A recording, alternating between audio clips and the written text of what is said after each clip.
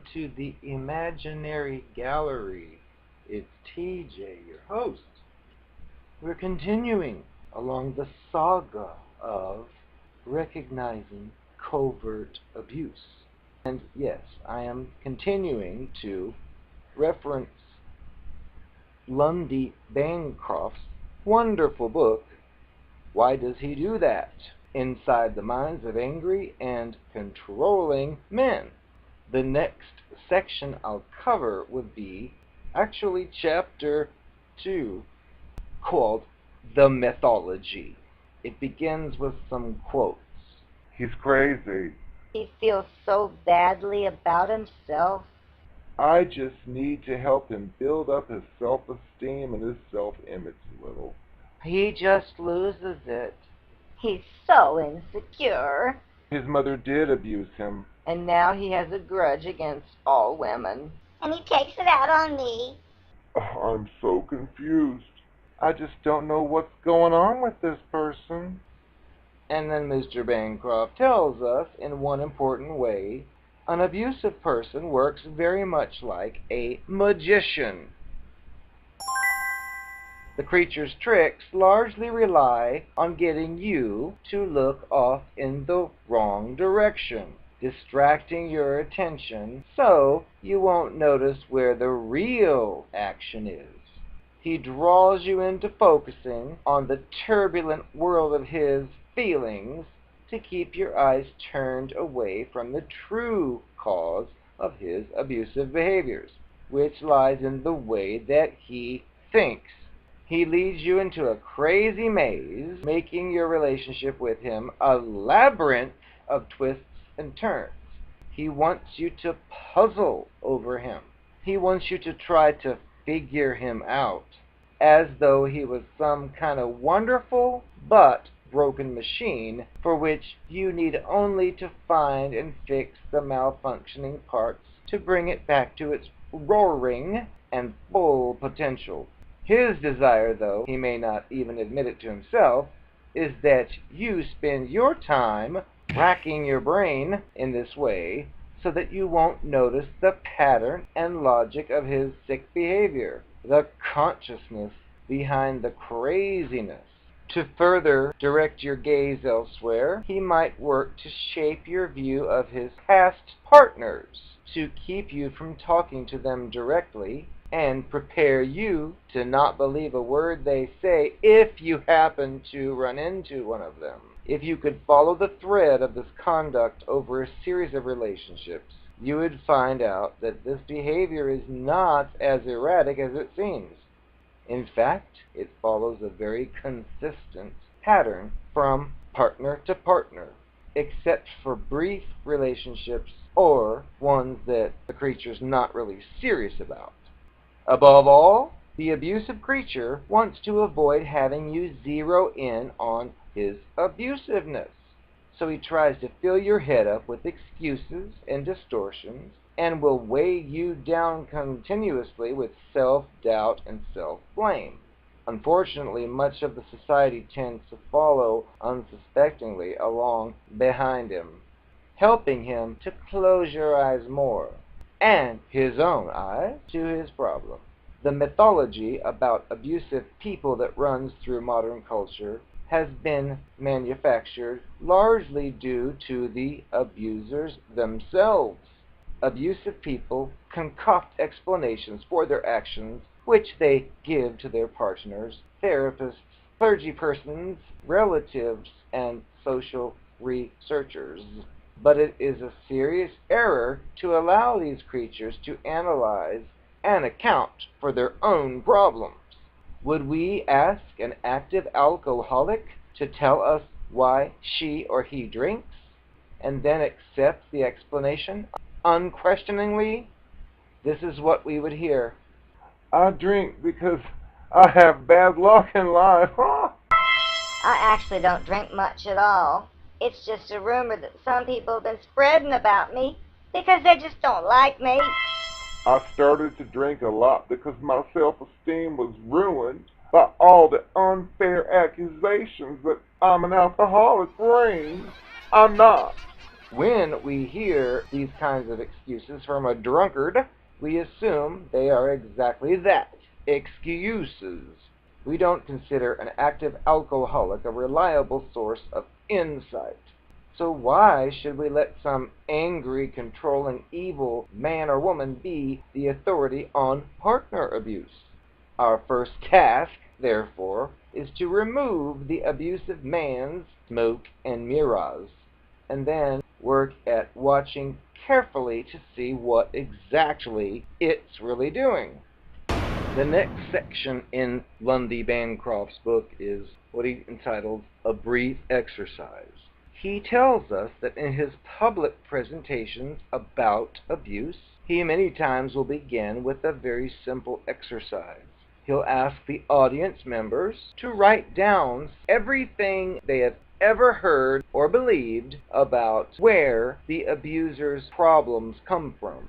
He asks you now to close the book that I'm looking at and for 2 to 3 minutes make a similar list for myself so that you can refer to it as we go along. So, everyone out there, push the pause button and take 2 or 3 minutes and make this list. Hi, thanks for making your list. So he then asks people to call out items from the list. He'll write them on a chalkboard. He'll organize them into 3 different categories. One would be for myths, other would be for partial truths, and the last would be for accurate statements. He claims at the end of this they usually end up with 20 or 30 myths, 4 to 5 half-truths, and maybe 1 or 2 realities. The audience members squint at him and fidget in their seats, surprised to discover that the common beliefs about the causes of abuse contain several pieces of fantasy and misconception for each ounce of truth. If you find, as you go through this particular lesson, that your own list turns out to contain mostly myths, well, honey, you ain't alone. For the partner of an abusive or controlling person, having all of these mistaken theories pulled out from under you at once can be an overwhelming experience. But for each stick that we pull out of the structure of misconception about abusive persons, a brick is waiting to take its place. When we're done, your partner will find it much harder than before to throw you off balance and to confuse you, and your relationship will make sense to you in a way that it never has before. He lists some of his myths about abusers. One would be, He was abused as a child. Number 2. His previous partner hurt and abused him. Number 3. He abuses those that he loves the most.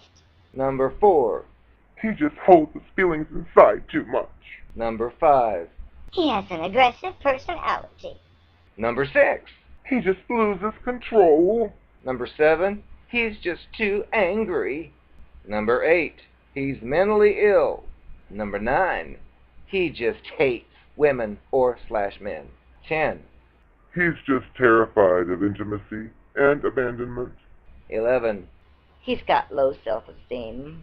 12. His boss treats him unfairly. 13. He's got poor communication skills and poor conflict resolution skills. Number 14. There are as many abusive women as there are abusive men. Number 15.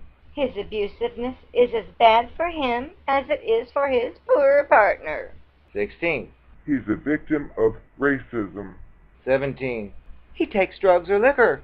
So the next section, which will be a separate video, will begin the list of myths of which we think about when we're dealing with such a creature specimen that we did not have any idea we'd be involved with.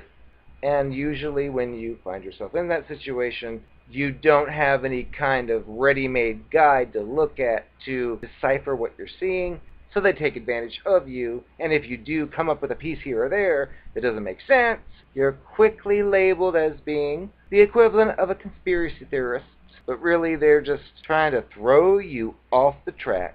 I've had a few experiences with that, and I've learned that you can't expect to get any kind of cooperation from the creature if you are addressing the creature's creature-like behavior to the creature directly. You will be steered off in the wrong direction. So stick around, and we'll go through some of the myths in the next video.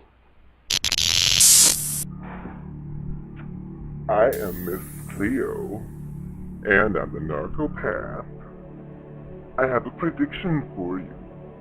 You're going to come back into contact with a narcopath. Like me, it could even be me. Look out.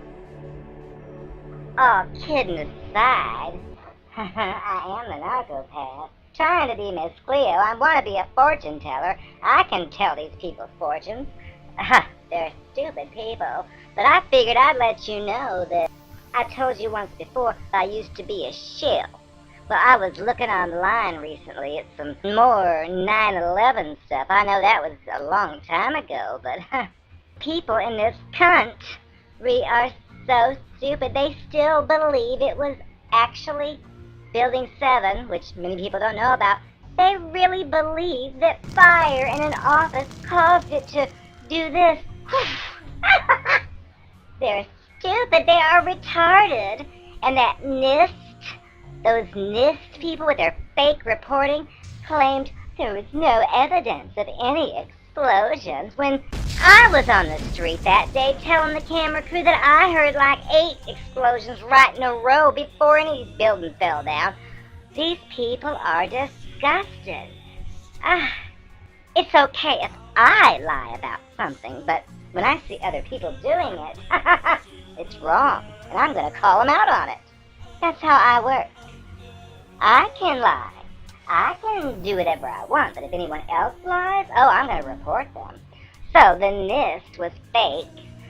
Come on now. No building has ever collapsed based off fire ever before, but it did that day, just so all those buildings could come down in their own footprints at the same time. Well, how random could that be? My argument was, when I was working there as a shill, if a plane really hit a building, the building's not going to demolition itself. It's just going to be like a half a building.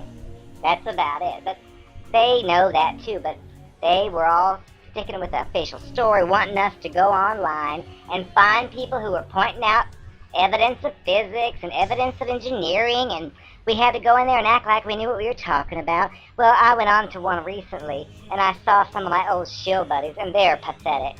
Some of the arguments they're making to try to keep the official story going, because you know they can't ever tell the truth, just like me. If it was up to me when I was dating you, I would never have told you those things you found out about. Well, the government, that's where I belong, because that psychopath, narcopath like me, they kill their own people. The people figure it out, and they hire fools to go on the TV and say, oh no, we see no evidence for any of that. If you were to call, for example, excuse me, I heard you say there was no evidence of explosions for Building 7. Well, I just wanted to let you know that I was there, and I filmed it on my camera, on my phone, and I'd love to share it with you because I think your information is wrong. Would you like to make... Hello? Hello? Hello? They don't even want to talk to me about it. Oh, see, they know. They know, and they are going to be killed if they reveal it, so I'll just become somebody else. I am the narcopath. I'm seriously thinking about another career change. I think I could be a model. I'd be a model for Dog World. I'd be the best model they ever had. I can shake my tail feather. Ooh. I don't know if I want to be on the news anymore. I'll have to think about it. We'll see. I swear, and I told Hitler too, when we were dating, I should be in government. I'm younger, and hotter than you. I could be a better president than you. You're just a puppet anyway. The powers that shouldn't be above you tell you what to do and say anyway.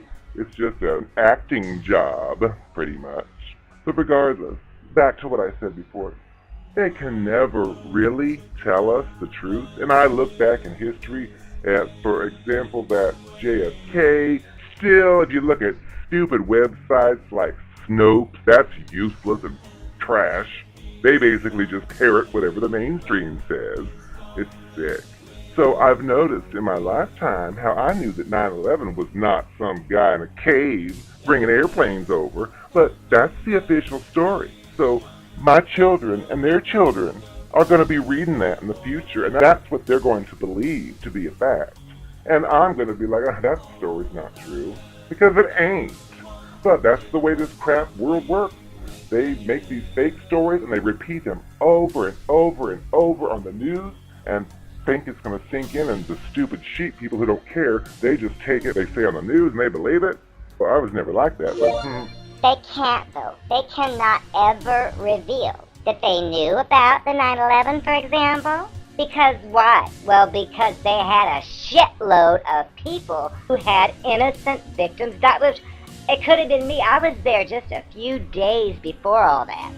Oh, if it would have been me, I would have come back from hell, and I would have killed every single one of the fuckers who ever designed the idea. But if you study GEMATRIA, you'll learn, too, that there's all kinds of occult symbolism in the whole thing with the word 9/11, the numbers, the numerology, all of it. Oh, there's a lot of stuff I've been learning. But they cannot ever admit that they were in on it. And that stupid George Lyon Bush fuck, he was in that stupid classroom and then later lying to the public, saying, well, I was in the school and I noticed on the television that first tower being hit. Nobody filmed the first tower, fool, dummy, fool, fuck. Anyway, that testimony was BS, which again, if it was my testimony, it's fine, but if it's his, oh, he's stupid. But they can't admit it because, you know, a lot of real people perished. Well, they learned from that. Notice the Pulse and the Sandy Hooker, Pokes, all that stuff was fake. Nobody actually died in those things because they didn't want to have a whole shitload of parents coming after them with lawsuits. They just wouldn't do it. So instead, they make fake victims. They recycle children who have already died, or who died somewhere else and use them again, or use them in 6 different killings. It's really brilliant, but it really ain't, because these people who come up with these ideas are retarded. They don't realize we have the internet. In the olden days, sure, you could post a picture of some American kid in Pakistan and say he died, and nobody's going to know the wiser. But nowadays, we can see every country's information, and we can put 2 and 2 together. They didn't put enough fluoride in our water to make us retarded enough to not notice, but come on now. I wish I was in charge. That's why I need to join the government. I think I'd be a perfect candidate, as I told you once before. I haven't seen enough of Trump to know if he's in on it or not, but I know that Hitler cuntin' lady, she eats children. She eats dead babies just like that goddamn Queen Elizabeth bird. Oh, enough for now. But anyway, don't expect to ever be told the truth about any of those false flag things, because they're all by people like me. Psychopaths, narcopaths, whores, child molesters. And I'm Buffalo Bill on the side.